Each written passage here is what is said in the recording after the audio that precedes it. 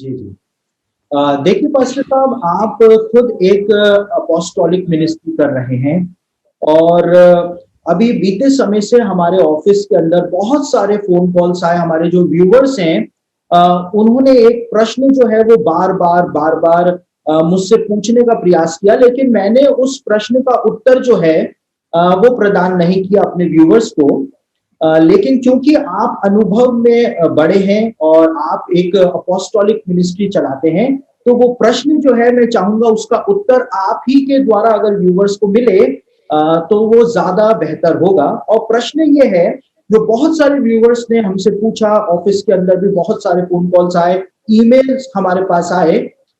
लोग ये जानना चाहते हैं कि क्या बिना बपतिस्मा लिए कोई भी व्यक्ति प्रभु भोज के अंदर शामिल हो सकता है या नहीं हो सकता है? बात जब प्रभु भोज की आती है तो हमें निकालना होगा पहला कुरिन्थियों की किताब के 11वें अध्याय में, जहां पर प्रभु भोज की कुछ शर्तें हैं। First Corinthians chapter 11 and verse 27। और इसलिए जो अनुचित रीति से प्रभु की रोटी खाए और कटोरे में से पिए, वह प्रभु की देह और लहू का अपराधी ठहरेगा। इसलिए मनुष्य अपने आप को जांच ले और इसी रीति से रोटी भी खाए और इस कटोरे में से पिए, क्योंकि जो खाते पीते प्रभु की देह को ना पहचाने, वह खाने और पीने से अपने ऊपर दंड लाता है। इस कारण तुम में से बहुतेरे निर्बल और रोगी और बहुत से सो भी गए, मतलब मर भी गए।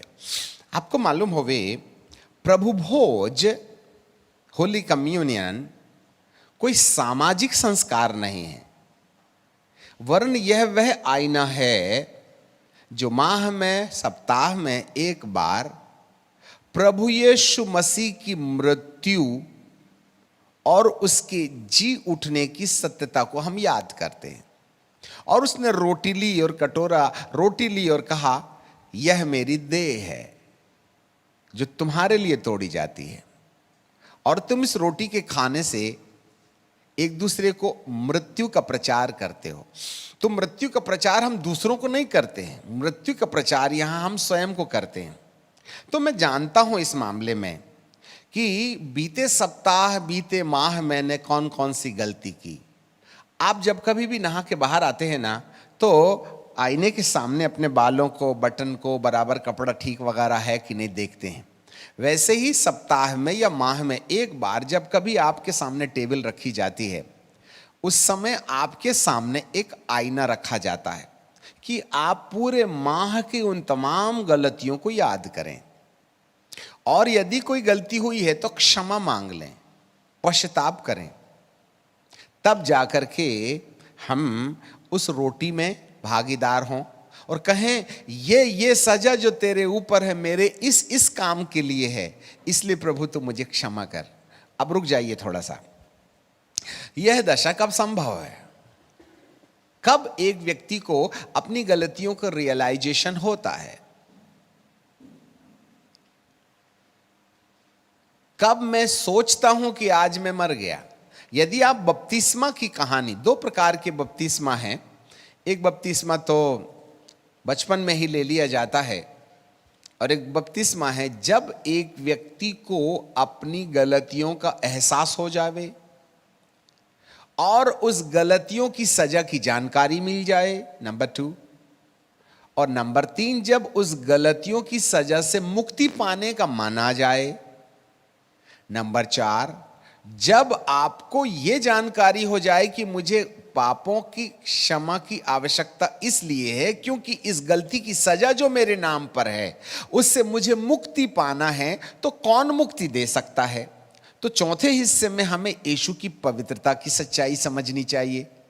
नंबर 5, उस पवित्र यीशु की सजा वो मेरे लिए है, मैं उसको जान लूं और यह निश्चय करूं कि आज मैं अपनी गलतियों को प्रभु की निर्दोषिता की दशा में मृत्यु को पाने वाले यीशु के हाथ में सुपुर्द करता हूं, और आज के बाद मैं पाप के लिए मर गया और मसीह के लिए जी उठा। ये 6 बातों का अंगीकार करने वाला व्यक्ति मुंह से तो अंगीकार करता है और मन से विश्वास करता है। मन से विश्वास हमें धर्मी बनाता है और मुख का अंगीकार हमें छुटकारा दिलाता है। तो मैं पाप के लिए मर जाता हूं और परमेश्वर के लिए जीने लगता हूं, इस बात का अंगीकार बपतिस्मा के द्वारा होता है, जिसको बैप्टिज्म कहते हैं। बैप्टिज्म अंग्रेजी में, और बैप्टिज्म जो है मूल भाषा के बैप्टाइजो शब्द से बनी है, और बैप्टाइजो का मतलब ही होता है छुप करके अप्रत्यक्ष से प्रत्यक्ष होना या डूब करके निकलना। और डूब करके निकलना यह मेरे लिए शारीरिक अंगीकार है, जहां मैं ये मान लेता हूं आज के बाद मैं पाप के लिए मर करके मसीह के साथ जीवन जीना चाहता हूं। अब आप ही बताइए, जिंदे को गाड़ते हैं कि मुर्दे को? मरिएगा तभी ना गाड़िएगा, और जिंदे को गाड़ दिया तो क्या होगा? ऑफेंस हो जाएगा मर्डर का। तो जब एक व्यक्ति ने निश्चय कर ही लिया है कि मैं पाप के लिए मर रहा हूं और मसीह के लिए जीवन जीऊंगा, तो बपतिस्मा एक प्रकार का कन्फेशन है। वो रीति नहीं है, वो रिवाज नहीं है, संस्कार नहीं है। इट्स अ कन्फेशन कि मैं मर गया और अब मैं मसीह के साथ जीने के लिए तैयार हूं। ऐसे व्यक्ति ही प्रभु भोज में भागीदार होने के काबिल होते हैं। यदि आपने अपने पापों की सच्चाई जाने बिना पापमयी दशा में रोटी खाने का अपराध किया, तो बाइबल कहती है मनुष्य अपने आप को जांच ले, प्रभु की देह और लहू का अपराधी ठहरेगा यदि अनुचित रीति से खाएगा तो। इसलिए मनुष्य अपने आप को जांच ले, इसी रीति से रोटी में से खाए और कटोरे में से पिए, क्योंकि जो खाते पीते प्रभु की देह को न पहचाने कि वह क्रूस पर क्यों मरा, मेरी अमुक गलती के लिए मरा, और उन गलतियों का अंगीकार करके जब मैं अपनी समस्या को, अपने पापों को यीशु के हाथों में सौंप देता हूं, तब जाकर के उसकी मृत्यु मेरे लिए फायदे का कारण बन जाएगी। यह पहचान के बाद मैंने खाना चाहिए। और यदि मुझे पीना है, लहू मसीह का स्वभाव, आपको मालूम है ये दोहरा अंतर है। Remove the night suit and wear the white suit. अपने पुराने पापों का बहिष्कार और एक नए जीवन की शुरुआत। हम मृत्यु को, हम रोटी खाकर अपने पापों से विदाई देते हैं, और लहू के द्वारा हम एक नए जीवन की आशा अपने जीवन के अंदर में अपनाते हैं। यदि हम आत्मिक रीति से देखें तो जब तक परमेश्वर के वचन के आधार पर मुझे मेरे व्यक्तिगत पापों की पूरी जानकारी ना मिले और कौन है जो मुझको छुटकारा दिलाएगा, तब यीशु की पवित्रता का ख्याल रखूं और उसकी मृत्यु की सच्चाई जानूं, और तब मैं अपने पापों को उसकी मृत्यु के वक्त जो दर्द उसको सहा है, 1 बाय 1 एक पाप को उसके ऊपर में होने वाले कष्टों के कीलों पर ठोंक दूं, तब जाकर के मेरा मन गिल्टी कॉन्शियस से बाहर आएगा और मैं बिल्कुल रिलैक्स होकर के ये फील करूंगा कि आज मेरे पाप को प्रभु जी ने ले लिया। तब जो है लहू अर्थात कटोरे पर जो द्राक्षरस होता है, वो द्राक्षरस मेरी जिंदगी के लिए स्वर्गीय अनुभूतियों को लेकर के आएगा। उसका आत्मिक अर्थ ये है। तो कहने का मतलब ये है, जब तक एक व्यक्ति बपतिस्मा के अंगीकार से कि मैं पापों को गाड़ रहा हूं और मसीह के साथ जीवन जी रहा हूं, उस दशा रहित दशा में यदि कोई प्रभु भोज ले, तो बहुत से लोग बीमार पड़ गए और बहुत से लोग सो भी गए। ऐसा कुछ पौलुस प्रेरित ने लिखा है।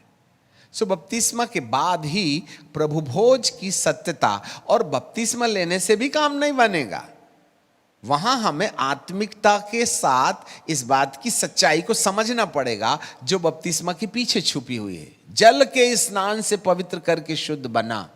मैं वचन के जल के स्नान से अपने आप को शुद्ध बनाने की मनसा से यदि बपतिस्मा के अंगीकार को करता हूं, पानी में डूबने से कोई पाप नहीं धुलते हैं।